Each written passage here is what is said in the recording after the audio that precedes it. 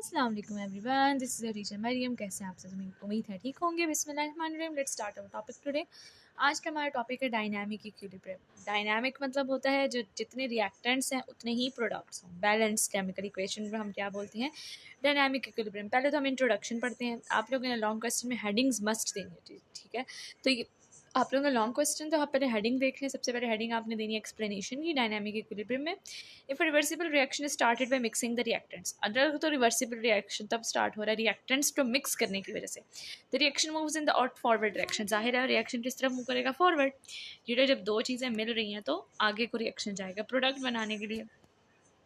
After some time when enough concentration of the products are built up, कुछ दिन बाद जब प्रोडक्ट इतने ज़्यादा इनफ काफ़ी ज़्यादा प्रोडक्ट्स बन जाएंगे, they react to give back the reactants. Products या टूट के दोबारा क्या दे देंगे हमें? Reactants in the reverse reaction. ये किस में होगा पॉसिबल? सिर्फ रिवर्स रिएक्शन में। अगर इरिवर्सिबल रिएक्शन तो सारे प्रोडक्ट्स नहीं टूटेंगे, अगर reversible reaction only then products टूटेंगे, ठीक है? नेक्स्ट देखते हैं। नेक्स्ट है केमिकल इक्विलिब्रियम। केमिकल इक्विलिब्रियम क्या है? यहाँ से आप लोगों ने स्टार्ट करना है इसका इन अदर वर्ड्स, ठीक है? ये डेफिनेशन है। आप लोगों ने पहले हेडिंग देनी है एक्सप्लेनेशन की, फिर उसके बाद आपने हेडिंग देनी केमिकल इक्विलिब्रियम की, क्योंकि लॉन्ग क्वेश्चन में केमिकल इक्विलिब्रियम बहुत इंपॉर्टेंट है और अदर डिफाइन केमिकल इक्विलिब्रियम आए तो आप लोगों ने इतनी डेफिनेशन लिखनी है। इन अदर वर्ड्स, दूसरे अल्फाजों में देखा जाएगा, हम मॉलिक्यूल्स की बात करें, रिएक्टेंट मॉलिक्यूल्स की, which will disappear as a result of forward reaction, जो कि आहिस्ता आहिस्ता खत्म हो रहे हैं क्योंकि फॉरवर्ड रिएक्शन हमारा तेज हो रहा है, becomes equal to the number of reactant molecules which will form as a result of reverse reaction. वो किसके बराबर हो जाएंगे? प्रोडक्ट के बराबर। अब इन्होंने प्रोडक्ट को रिएक्टेंट मॉलिक्यूल्स का है, मतलब कि क्या है इस बात का कि जब रिएक्टेंट्स टूट रहे हैं वो डिसअपियर हो रहे हैं, डिसअपियर हो के वो प्रोडक्ट्स बन रहे हैं, तो उन्होंने उसको प्रोडक्ट्स बोलने के बजाय उन्होंने उसको रिएक्टेंट्स कह दिया है कि रिएक्टेंट्स टूट के दोबारा रिएक्टेंट्स बन रहे हैं ताकि रिवर्स रिएक्शन आ सके, ठीक है? रिजल्ट ऑफ रिवर्स रिएक्शन, तो इसलिए रिजल्ट हमें क्या मिलेगा? Reverse reaction.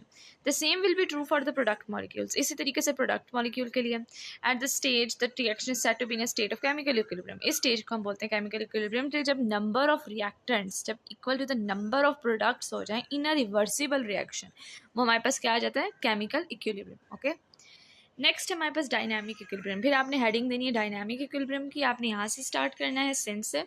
Since the reaction did not cease at the stage of equilibrium. Cease बोलते हैं ख़त्म होना। ख़त्म मतलब कि कहते हैं ना कि सीज फायर हो गया, कि फायरिंग रुक गई है, ठीक है? तो इन द सेम वे अगर तो रिएक्शन जो है स्टॉप नहीं हो रहा, सीज नहीं हो रहा, स्टेट ऑफ इक्विलिब्रियम चल रही है, rather it keeps on going in both direction. Equilibrium में अब क्या होता है कि रिएक्शन चलता रहता है लेकिन हमें ऐसा लगता है कि रुक गया, जबकि वो रुकता नहीं, चलता रहेगा, क्योंकि जितने रिएक्टेंट्स बन रहे हैं उतने ही प्रोडक्ट्स बनते हैं।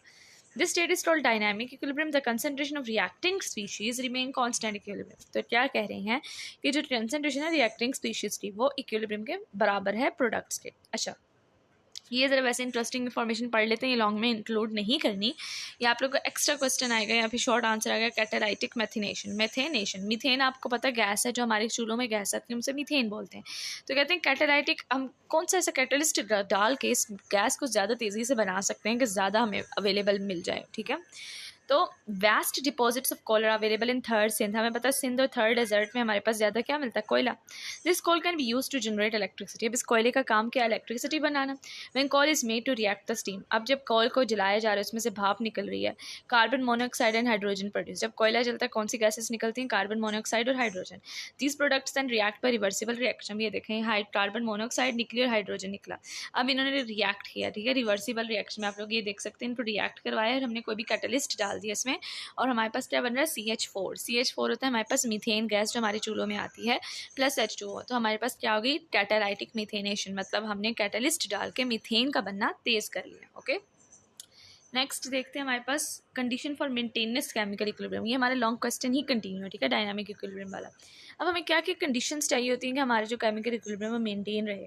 The time a reaction will take to attain the state of dynamic equilibrium, वो वाला टाइम जो कि एक रिएक्शन लेगा डायनामिक इक्विलिब्रियम को रखने के लिए, depends upon the nature of the reaction. किस पे डिपेंड करेगा? नेचर, हमारा नेचर कैसा रिएक्शन का, and the condition on which the given reversible reaction perform, और इस कंडीशंस पे डिपेंड करेगा कि किस में हमारा रिएक्शन परफॉर्म हो रहा है। ओके, तो अब हमें पता चला कि नेचर ऑफ द रिएक्शन और कंडीशन ऑफ द रिएक्शन पर डिपेंड करता है हमारा डायनामिक इक्विलिब्रियम। फिर आपने बोथ से स्टार्ट करना है। तो बहुत बड़ा सवाल था, मैंने आप लोगों को काफ़ी चीज़ें अंदर से कटवा दी हैं क्योंकि वो इंपॉर्टेंट नहीं थी। Both the rates of formation and the decomposition of ammonia reasonably fast at around 400 degree Celsius in the presence of catalyst. ये दूसरी एग्जाम्पल दे रहे हैं कि जब अमोनिया बन रहा होता है तो हम कितना टेम्परेचर रखते हैं, 400, ठीक है।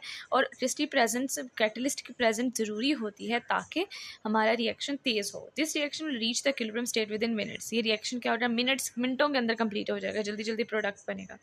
The following equilibrium reaction take place. अब ये जो हमारे पास इक्विलिब्रियम रिएक्शन हमने लिया हुआ है ये भी 4 to 5 सेकंड्स में हो जाएगा क्योंकि हमने जो इसमें कैटलिस्ट इस्तेमाल किया वो है इलेक्ट्रिक करंट।